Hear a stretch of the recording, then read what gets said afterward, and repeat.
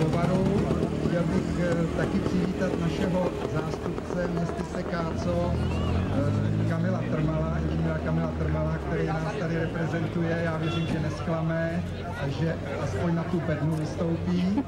A jinak bych poprosil vás jako účastníky,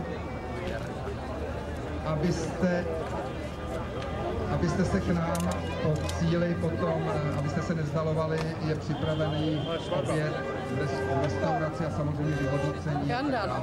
Jo, takže k tomu jenom detaily. Jinak počítáme i s dětma, víte, na našem programu, že i tyto věci jsou připraveny, takže až odstartujeme tento závod, tak probíhá další program. Takže já bych prosil závodníky do střehu a startujeme první kácovský běh.